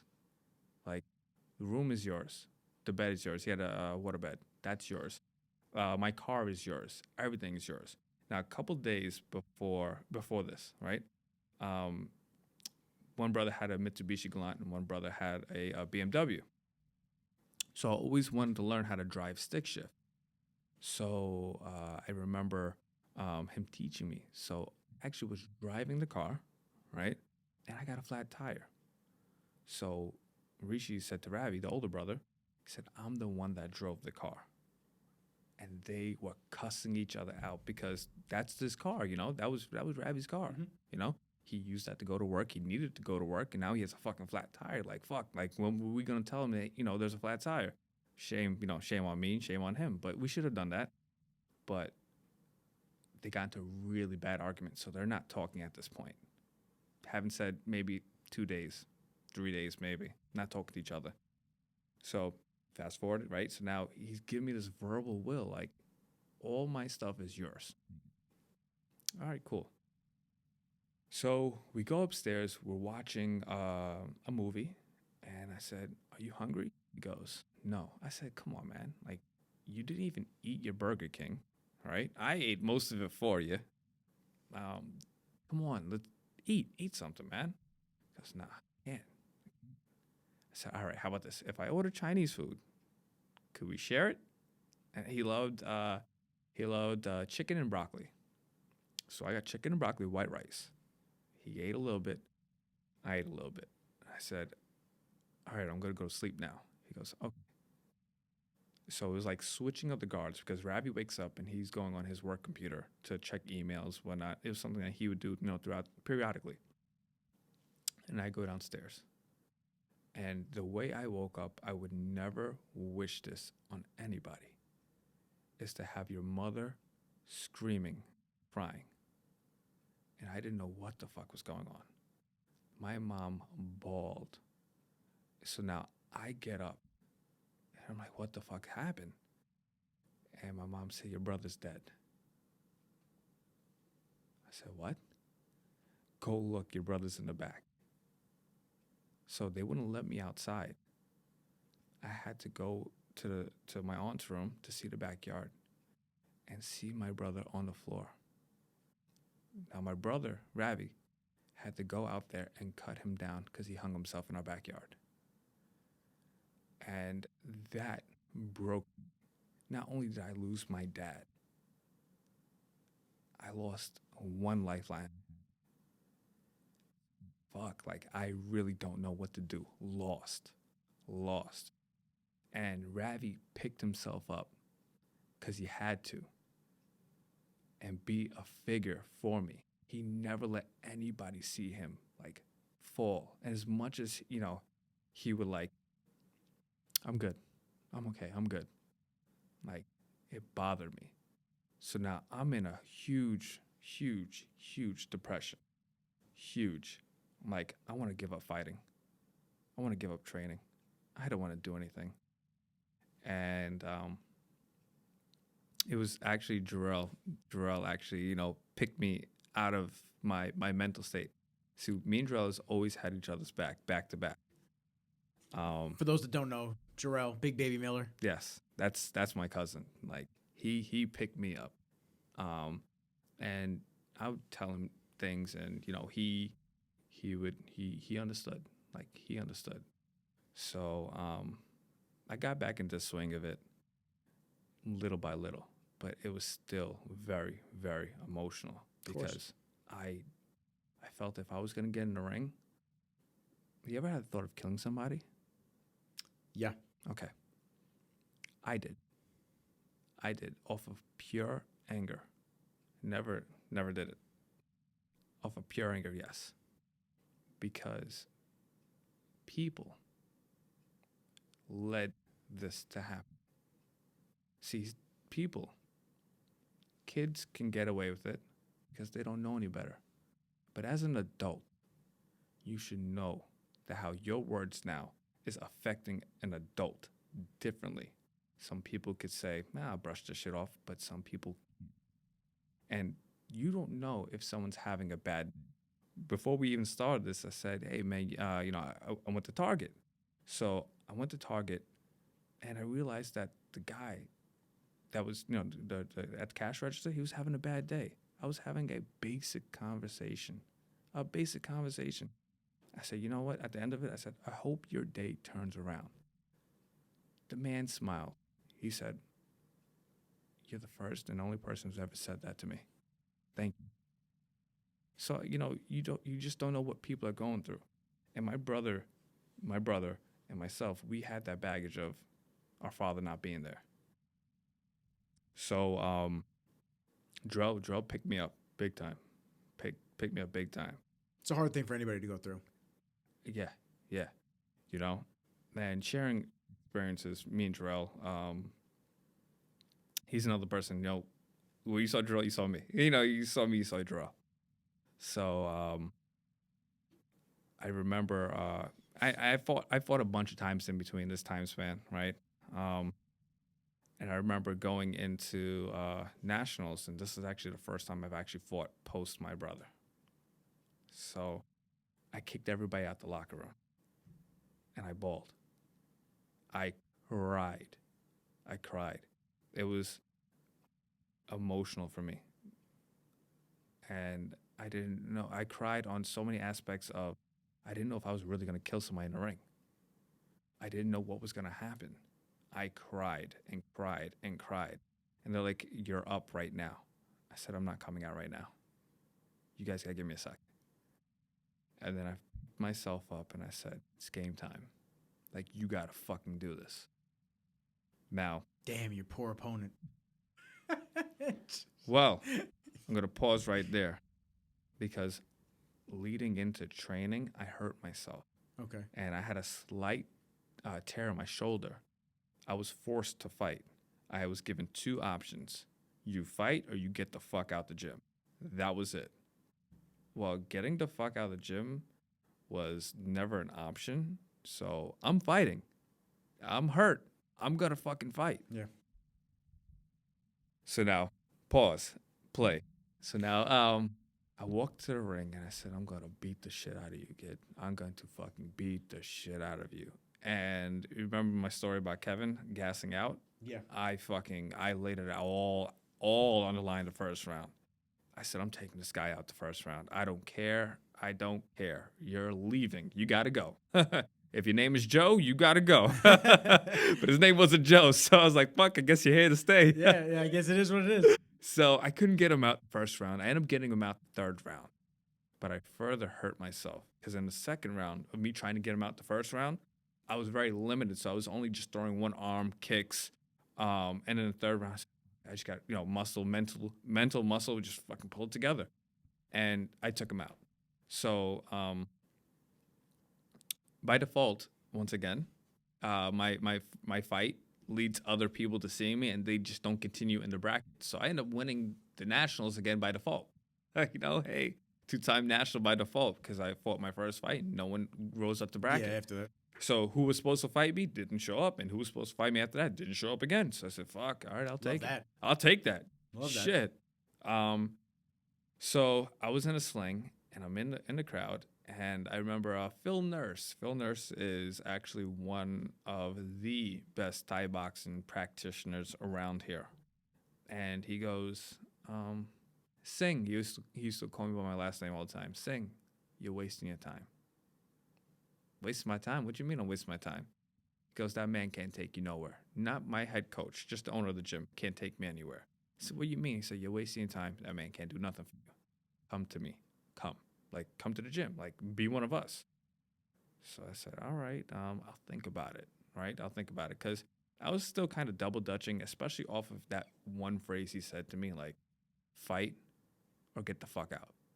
So I was kind of double dutching, like you don't tell your guys that. Like, if it's an injury, you be a little more, empathetic. You understand what he's going through, and you knew, like, the man showed up to, my brother's, like, funeral. So you know what mental state I'm in right now. And I'm not 100%, and, I'm not there, right? I'm not there. Like, I'm just going through the motions. So it was, it was very considered.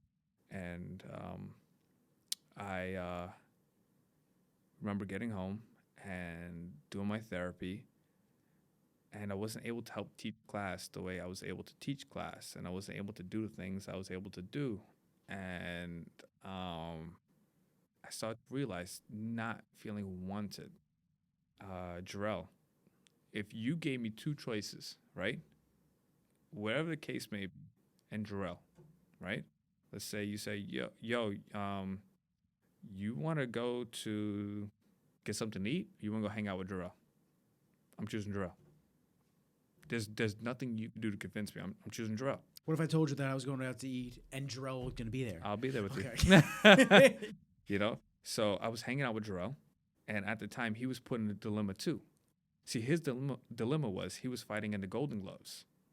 And the owner of the gym gave him two options, just like he gave me two options. He said, you fight and you train from this gym, or you get the fuck out. And he kicked him out. Borderline Jarrell left mutually, right? But still, why would you give someone that option? An ultimatum. Jarrell always liked boxing? Loved. That's what he was into? He wasn't into the mixed martial arts side of it? Not really so much like MMA. He loved boxing because we grew up watching kickboxing too, you know? And, later on, Jarrell fights one of our idols, Mirko Cro Cop. It's like, you can't get anything better than that, It's like, him fighting Mike Tyson. It's like, oh, shit, I grew up idolizing you. You feel bad beating the fucking guy, But it's like, oh, shit, I'm in the same presence. The old guard's got to leave. Yeah, right? Passing the torch, right? So, Jarrell just wanted to better his skill set. At the end of the day, he was still representing, the gym we came from. So I get kicked out. Jarrell hadn't left at this point, and I started to take up the offer. Now, Phil Nurse told me, come to the gym. So now I take Jarrell. I said, Jarrell, Phil always wanted me in his gym. Like, let's go. Let's go check it out. He goes, all right, cool. So me and him hop on a train, and we go into the gym, and I was really cool with Phil Nurse's nephew. So, at the time, I forgot the guy's name, but I was cool with Phil Nurse's nephew. And like, yo, man, Phil here? He goes, nah, bro, he not here. I said, do you mind if us, could we, take a look around? Me and Jarrell? He goes, yeah, go ahead. So we go around the gym. I said, Jarrell, I can make this home. He goes, nah, I don't like this gym for you. I said, why? He goes, nah, it's just not giving me, like, the vibe. Like, this is not home. It's a place to train, but this is not home for you. Like, we'll find somewhere else. So I'm like, all right, whatever. So then Jarrell started to become a little more busier with his boxing schedule. So I said, I got to do something. So, I joined the MMA gym and Militich Fighting Systems. They're no longer around. I didn't really learn much there, nor did I really get much there. The only thing I got out of it was I would spar with Ally Quinta, who is now like a UFC contender now.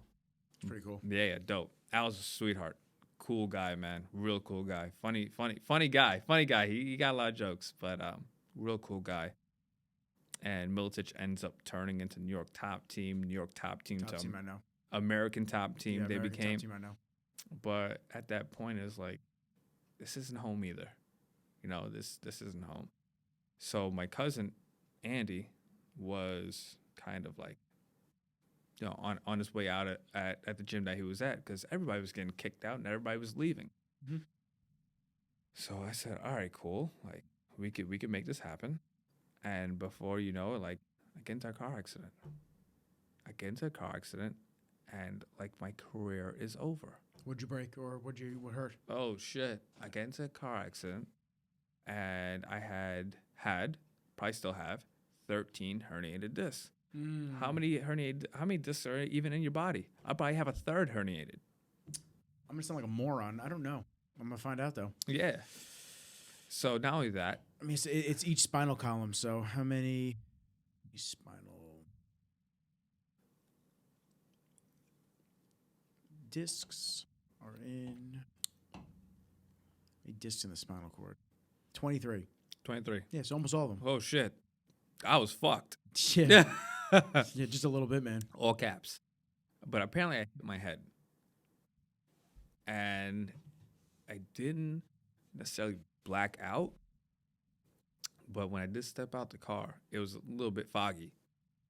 So my rehab for that was fucking hell. My mom would have to help me go to the bathroom, literally wipe my ass, and get me going. It was rough. It was. And then I had the mental, like, I'm going to fucking fight. I'm going to train. I'm going to do this. I'm going to do that. But my physical was not adding up. Like, 2 + 2 = 4, right? I had 2 + X = 4 and couldn't figure out what the fuck X was. Like, we know it's 2, but I just couldn't get everything going. And it was agreed when we started the gym that we're at Pin Point, I would start slowly. I would just, maintain the main, the front desk, and then get back to doing what I was doing, which was teaching, training, the whole shebang. In that process, I'm going through my doctor visits, and they're hitting me with reality. They're like, guy, give that fighting shit up. You're not fighting again. You're not fucking doing it. Right? And they also said, give it up because you ain't going to walk normal again either. So I said, ugh. For me to say, okay, like, I'll budge on the fighting.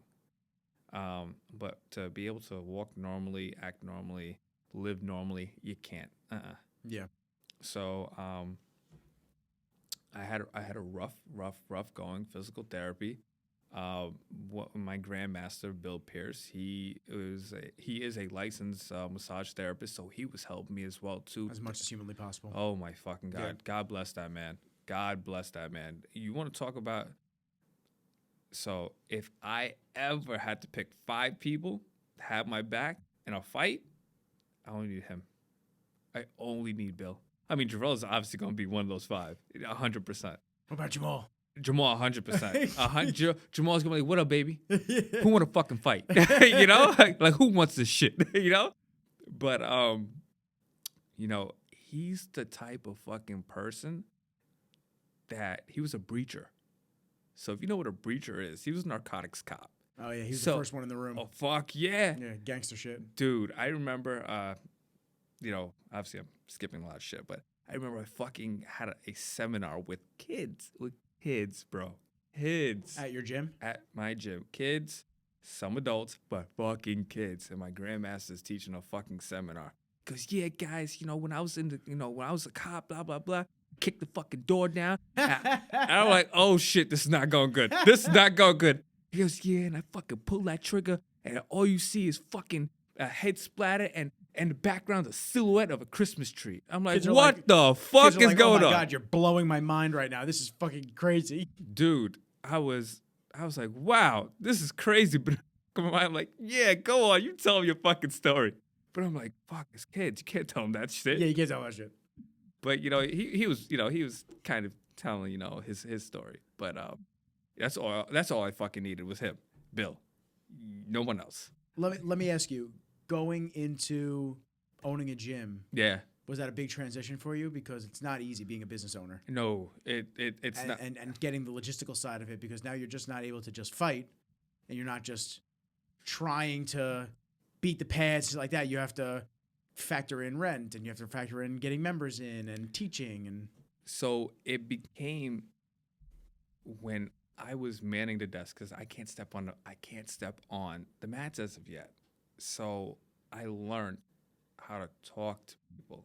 I learned that I was once in their shoes, signing up, paying membership, and then I couldn't afford the shit because we weren't, the richest. No, we were poor. But my brother just couldn't afford it. $250 a month, he just couldn't afford it. It's expensive, man. These gyms are crazy, and it's not to say that it's not worth it in any particular way. Yeah. A lot of these people that go to a specific Brazilian Jiu-Jitsu, Muay Thai, like this is their gym. Mm-hmm. They're not going to a Bev's. They're not going to a Lifetime on top of it. Yeah. This is their fitness regimen every single week. Mm-hmm. So when that became evident, I said, fuck. Am I going to really turn you around and say, don't come back? So I start to still let people come in. And I wouldn't let my fucking cousin know that shit. Like, we'll have talks. We'll have heart-to-hearts. And you hear what these people are fucking going through. I say this to every member who signs up till this day. Like, you're not a number in my system. You're not, hey, double check on number 43, see if he's still in the gym. No, like, you're family. You are family, because I understand what you're going through. And if you can't afford this gym, guess what? This is still a home for you, because I need to give you an outlet. I need to let you feel you're not alone. Like, we are here. And there's a lot of people within the gym who just can't afford it, still to this day. And what am I going to do? Kick you out and say, don't fucking come back? No. Home. This is where you made it. You ain't going nowhere. Like, I got your back. And don't even worry about the fucking money that you couldn't fucking afford. If you have it, when you have it, it's cool. If you don't, it's still cool. I ain't looking at you any differently. So I had the opportunity to learn where people are coming from on a different level. So my training, as far as trying to get back on my feet,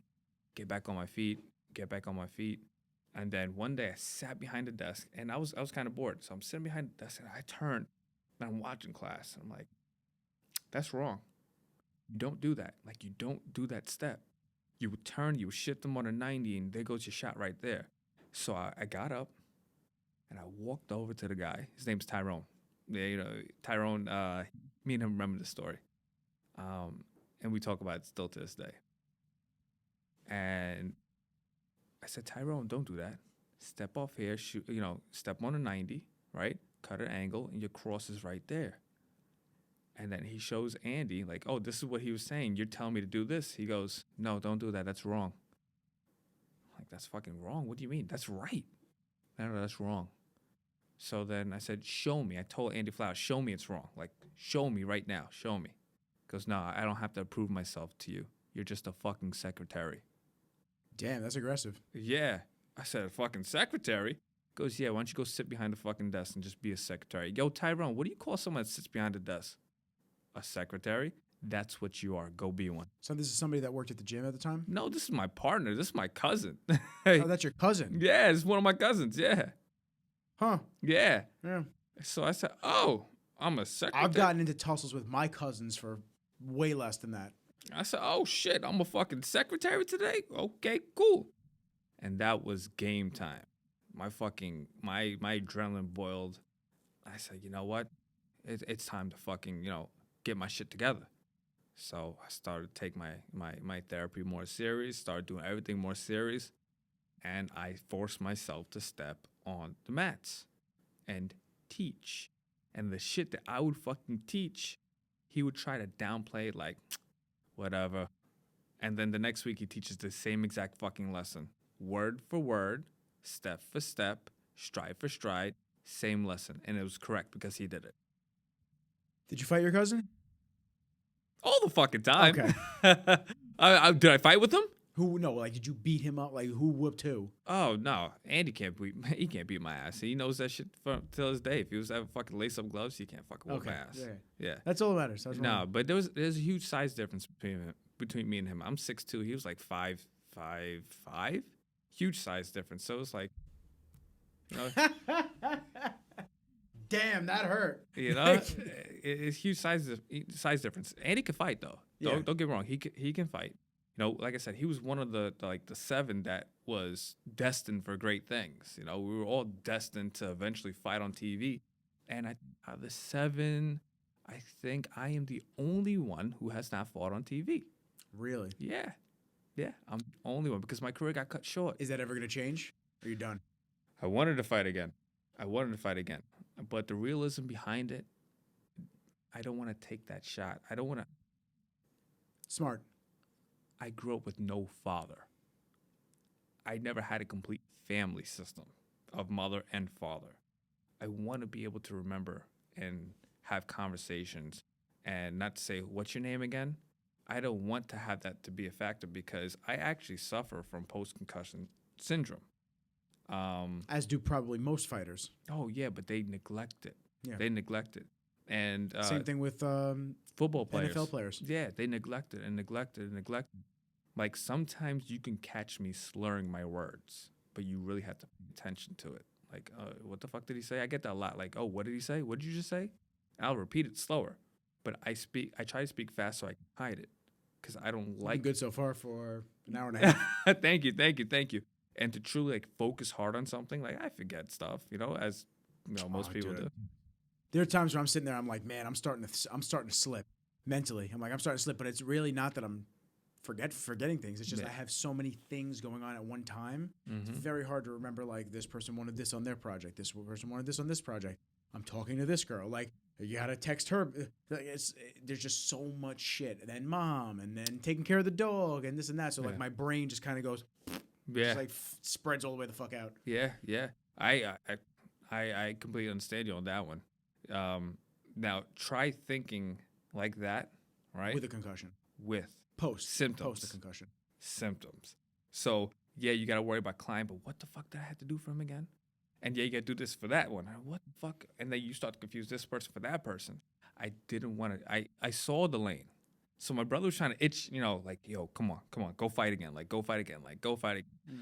And I would tell him, like, I don't know if I could. Like, I'm really worried. Like, I'm really, really worried. We'll do a fucking hype video in your gym. Yeah. Jamal, you hit the pads with Jamal. We'll do that. It'll be like you did a cool fight. Well, here's the thing, though. I actually did train to come back.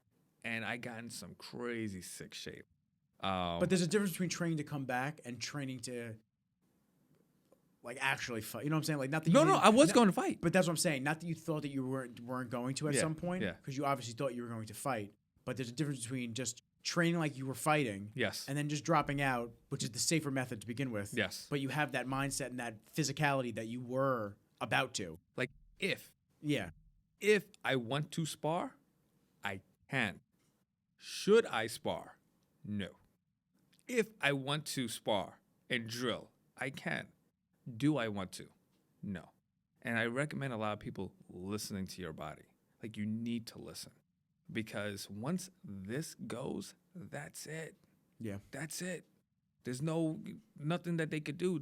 Medicine's not at to the point where they could, regenerate your brain. They say they could do it, but I don't think they're at the point where they could, No, they're not at that point yet. It's the mind is everything. Mm-hmm.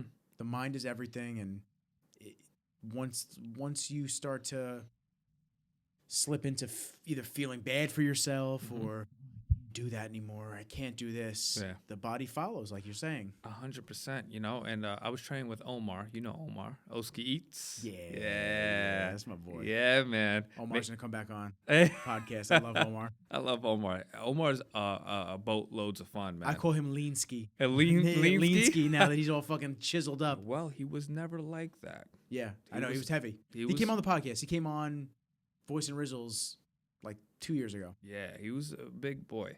Now, I actually got Omar when he was with his uncle, and his uncle was teaching him some bullshit.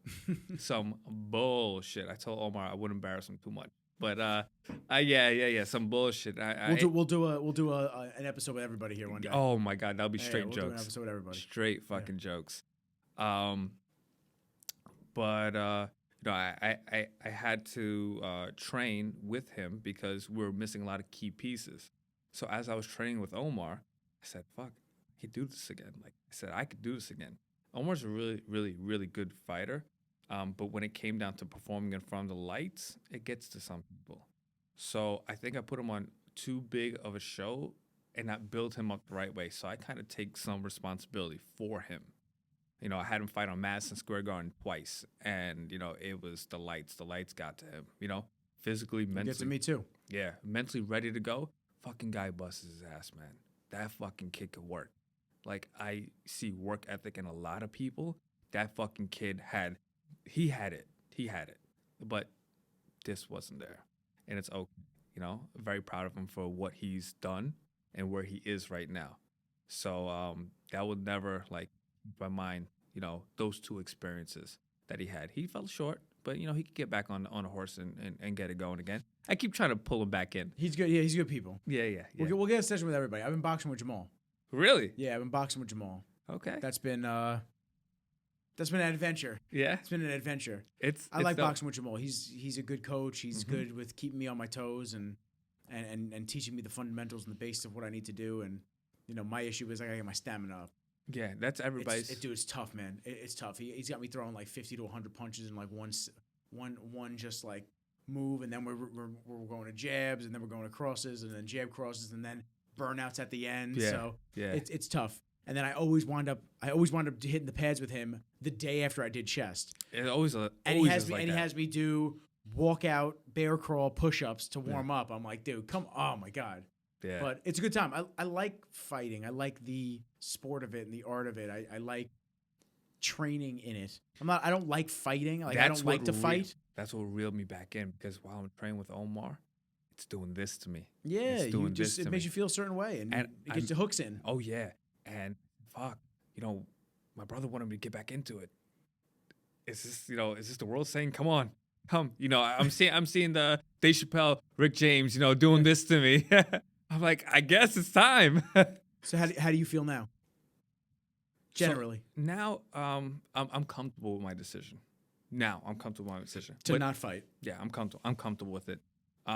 So I was actually supposed to fight in Dubai. The guy that I was with, Jelani, he actually was getting me a fight to fight across seas. So I said, okay, cool. Like, everything's lining up. I guess I'm supposed to fight. But we couldn't agree on one thing and one thing only: drug test. The drug test was refused. You didn't want to take it, or he didn't want to take it? He didn't want it. Interesting. Yeah. So I said, fuck. So then maybe this is not what I'm supposed to do. I wouldn't do it. Yeah. Like, what do you got to hide, bro? Yeah. So then I said, you know what? I'd be asking for intermittent tests during training and then before the fight and after. That's what they do, right? After. That's what they do. Yeah. And I said, you know what? The ship's sailing. Bye. And that was basically it for my fighting career. Can I, if I strongly choose to? Do I? No, I don't want to. Good for you, man. Yeah, I now live through my guys. Like, you know, I live through my students. You know, I live through, you know, Jarrell, you know, and all his accomplishments. I'm fucking super proud of where he's going, you know. He's had his fair share of battles, and to overcome them, he has a really, really, really good story. We'll get him on. I'm going to get him on. Yeah. I'll get him on once he's up here You again. know, I was supposed to be here weeks ago. Yes. So I had COVID, like I told you. My man got the vid. I had that shit. Welcome to the club. And I was fucking... I'm a two-timer. Oh, you really? Yeah, two-timer. Two-timer, both times, barely anything. You know, and, you know, my brother, he's diabetic. So I was so scared. You get nervous, yeah. Yeah. I get it. We all live together, so I got him sick. So now here comes Jarrell. Jarrell calls me, and I send him a voicemail. He calls me again. I send him a voicemail. So he sends me, pick up the fucking phone. What the fuck? I'm dying. Like, I'm legit. Did it hit you bad? Bad. I wish you would have hit me up, man. I could have sent you to my Indian cat. I wish. I think I told you about him. You know, man Kumar. My man I read Kumar it. Been healing everybody. I read it. You know what I did?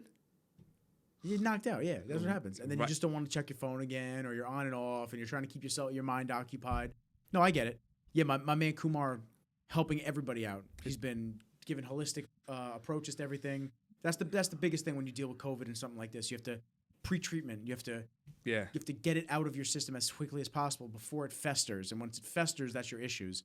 You know, and I had not a doctor. But I've seen a lot of people recover and be fine from it because they did pre-treatment Yeah. instead of going to a doctor going, oh, you have COVID. Come back in 2 weeks if you're bad. Yeah. You're worse. Yeah. What? Yeah. When in history has anybody ever said that to you before? Even with the flu, they've always said, take this, and you'll be fine. Do this, and you'll be fine. I'm not saying you got to give me a promise, but you should be practicing what you preach and helping people before they are at a point of no return. Yeah. So, Yeah. I was fucked. Yeah. And I said to God, God, if you want me, I'm yours. But, you know, I feel like I still have so much more left to do. Hell yeah, man. So that's when Jarrell hit me up. So I'm like, oh, this must be your signal. So he keeps hitting me up. Finally pick up the phone. I said, yo, I got COVID. He goes, I had a feeling something was wrong with you. Like, he could feel that shit, you know? And I think he was heading to the city. And he legitly turns the fuck around and goes and buys a whole bunch of shit for me and pulls up at my house. And he had like bags full of shit. He goes, take this, take that, take this, take that, take this, take that. And I'm like, dude, I have COVID. He goes, I don't give a fuck. You're my family. Like, I'm here. Yeah. Like, that's all that matters. Like, you know you're good. And I say, you know what? Yeah. Once you're all set, like, I'm good. So I'm like, fuck. Like, he went all the way out of his way to buy all that shit. And then went right back on his route. That's family, man. That's family. Yo, but I mean, it's crazy how he did. And it seems like that's what you guys preach over at your gym too. It seems family. like a very big family-oriented family. Everyone's together, cohesive. Great vibe, family, you know, and it's communication too, you know. I always talk to my members. I'm like, you know, hey, what's going on? You know, how's work? Simple. How's work? How's your day? You know, before I hit pads. Oh, stressful? Yeah, well, what was so stressful about it? All right, can you focus? Well, why can't you focus? All right, cool. You're at this point. Now let's start to work. You know, it's not, oh, 30 gloves on. Come on, let's fucking go. You know, you're not a number. Yeah. And that's why people, they stay around and they stick around because they love the atmosphere that we're creating in the gym. It's really like, it's truly a family, man. It really is. And it's tough because, you know, when I watch like competitor gyms and, you know, they're like, you know, fighting UFC and doing this, I'm like, we'll get there. We'll get there. Little by little, man. Little by little. Little by little. You know, Jarrell wins the world title. He was supposed to. That's, I'm going to speak into existence. He is the heavyweight champ. Not the next heavyweight champ. He is the heavyweight champ. Bound to happen. When's the next one? To be determined. This year or next year? It's gonna happen this year. Cool. I think that's what Jay said to me. It's gonna happen this year. I actually called him before I came in here. Yeah. I'll make sure that I'm there. I'll grab some pictures of Jarrell when I'm out there. Yeah. We'll go do some cool shit. He got no choice. I'm saying it right now. He has no choice. Yeah. He has no choice. It'll be amazing. So now let me ask you. Yes. I think we're gonna wrap. Okay. Because I got an amazing background on you as a human being. Your story, the things you've gone through. Yeah. We're going to definitely have you come back on. And that's just the tip. That's what I'm saying. And you're going to give me all the stuff about the gym, fight mechanics, stuff like that. I want to dive deeper into that stuff. Okay. But I know your boy also is here and he's waiting. Yeah. So we've been going for like an hour and 40 minutes already. For real? Yeah. Yo, time flies when you have fun, man. It flies, man, when you're just breaking it down and just having a conversation. So let me ask you this. Yes. Please plug the gym. How can people come to your gym to support you, to come train, learn about fighting, stuff like that? Plug. I mean, you can follow me on Instagram, Rocks. You can follow the gym Instagram, Pin Point Muay Thai NY. You could call, text, email, whatever the case may be. But you're going to be seeing me a lot more here. So they're going to start to associate me with the gym. And just me being here, they're going to know, oh, shit, Pinpoint. So they're going to know. They're gonna be able to follow us through there. Through the amount of times we're going to be here, they're going to be able to follow us. Fuck yeah. I love that. Listen, I want to thank you for sharing your story with me. Yeah, man. All the hard shit. It's not easy to open up all the time. No. And especially when you have people that are, random people that you don't know that are going to be listening to the episodes. Yeah. It can be a little intimidating at first, but I think there's also a therapy within it. Yeah, to let 100%. Because everybody has a story. Everybody has a story. My story is different from your story. But once you start to hear my story and compare it to your story, that's when we start to walk on the same path. And nobody has it easy. No. Like, people look at, this rich guy, this guy loaded. It's like, yeah, but his path may have not have been crystal cut. Maybe that kid's been loaded by his parents and they gave him everything since he was a child. But that's his own struggle and his own demons that he's battling. He'll experience them later on. Exactly. Nobody has an easy life. Like, everyone has to struggle in some way. 100%. Whether that's in the beginning and then it's clean sailings, whether it's whether it's hard, it's easy in the beginning and then it turns to shit. Like, there's always something that people have to go through trials to test you and make you evolve as a human being. There's always a rock bottom and an oh fuck moment. Yeah. 100%. Everybody has to experience that. And that's what really makes and defines who you are as an individual. And you get up from this oh fuck moment. Can you? Facts, bro. Yeah. And I think you've proven, especially in what you've gone through and your dialogue today, that you definitely have gotten back up. Oh yeah. Many times. Oh yeah. Well, this is one of many this podcast. One of many. Let's go, bro. Let's get it going. Once again, I appreciate you. Thank you. Everybody, episode 21 with my man. You already heard it here first. Let's get it. Yeah. Peace.